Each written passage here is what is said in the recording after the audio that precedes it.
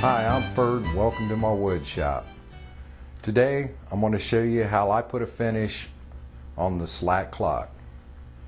I painted the face of the clock with this stone type paint that I found at Home Depot, and the buttons painted black with a spray can, and then on the back of the clock put a nice cherry finish over popular wood. One thing that I'd like to stress before you do any finishing or any staining, whether you're spray painting it, whether you're brushing it on, whether you're putting it on with a rag or however it's being applied, do it in a well ventilated area. Always wear a respirator. And it's always a good idea to wear rubber gloves. Let's go ahead and get started on the face of the clock. On the face of the clock, before you put any paint on it, you want to use some kind of a primer for the paint to have something to adhere to.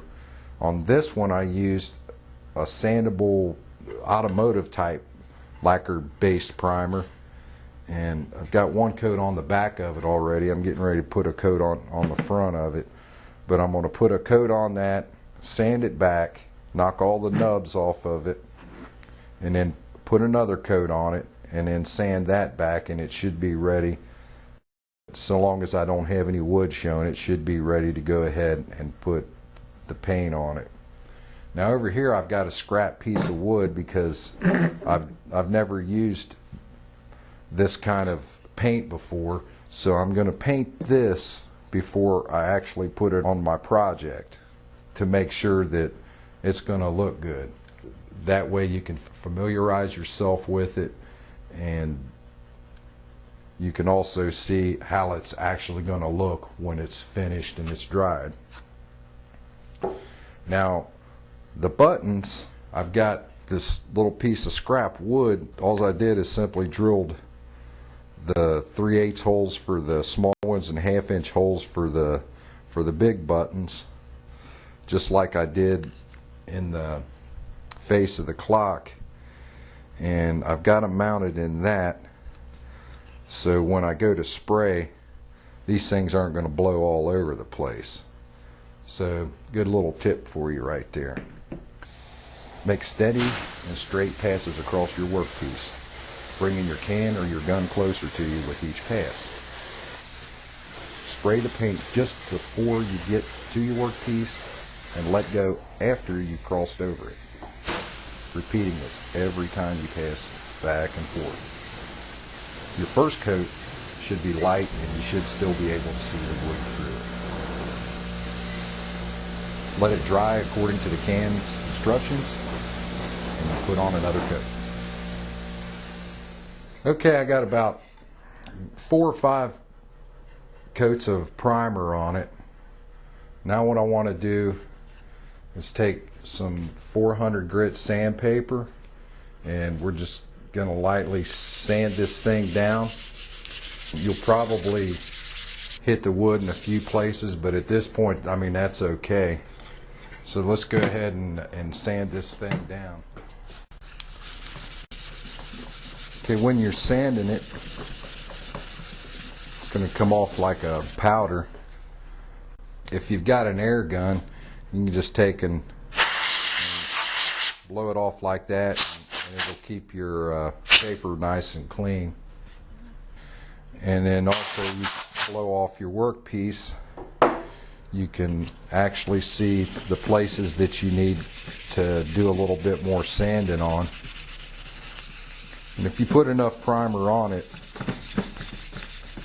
it'll be a really smooth, flat finish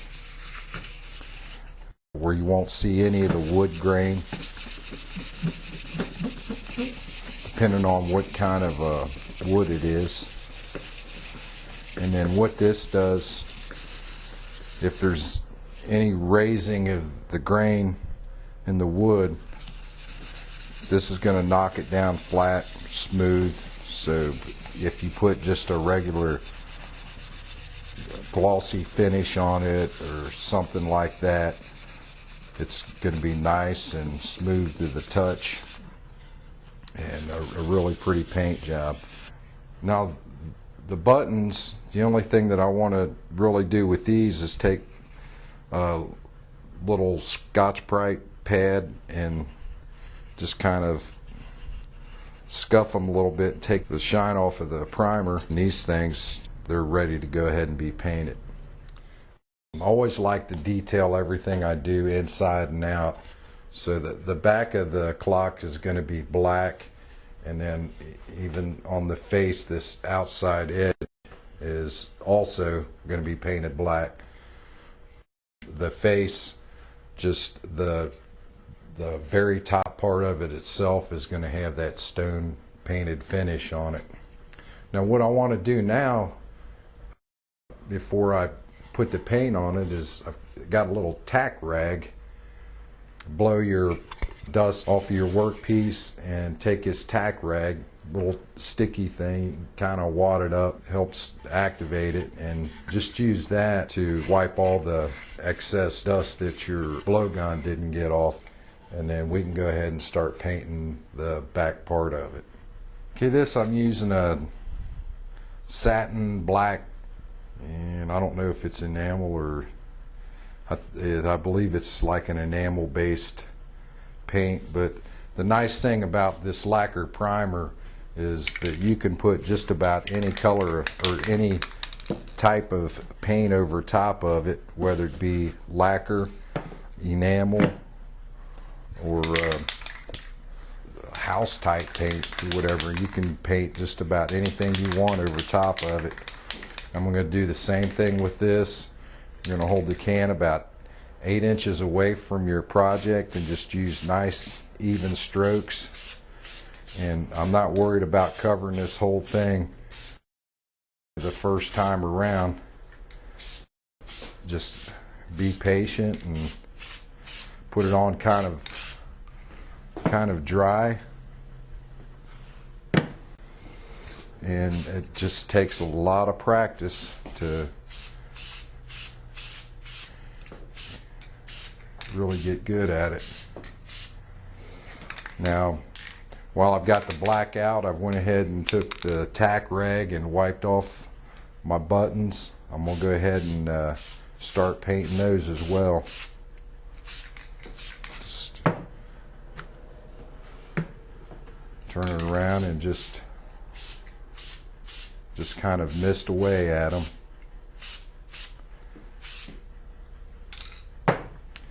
And let that dry for about 20 minutes. Come back, put another coat on, let it dry for about 20 minutes, and another coat. Usually about after 4 coats of it, it's all pretty well covered, and then you can go on to the next step. I let the back part of the clock dry for it's been about 24 hours now, and went ahead and taped it off. When you do this, use some good masking tape, either 3M's or Norton's. It's a little more expensive, but the cheaper tape is going to let the paint soak right through it, and it's just something you don't want to happen. But I've got it taped up, and this is ready to be painted on the front of it now. And also I got my test piece. It's all painted, and it turned out pretty good. Kind of like the results. But what I ended up doing, I sprayed 1 coat of the stone on there, and it didn't look like it was going to cover very well. So I've got this like an antique white that I'm going to use like I did on my test piece. I'm going to spray this and cover that dark primer up, and then go ahead and put some of this on there so I don't end up with an inch thick of this stuff, because it's pretty thick. And I'm ready to get started on it. Okay, I'm going to take my little Scotch-Brite pad, and I'm going to just lightly scuff it up a little bit.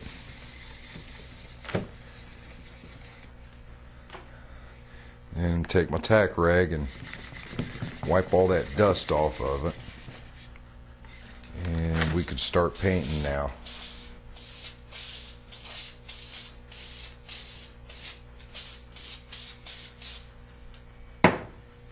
Nice even dry coat, and we'll let that dry for about 15 minutes.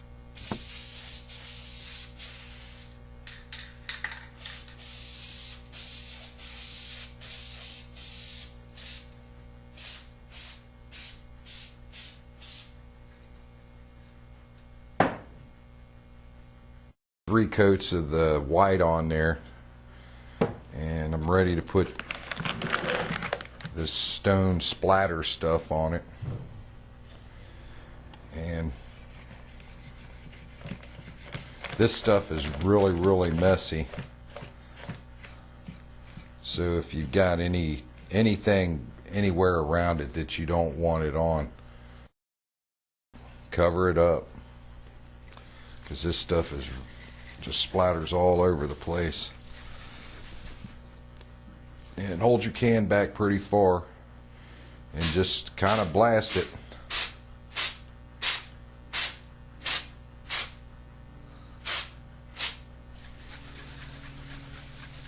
And just like everything else, just do a bunch of really light coats, and we'll let that set up for a few minutes and come back and put another one on it. And this is going to be our second coat.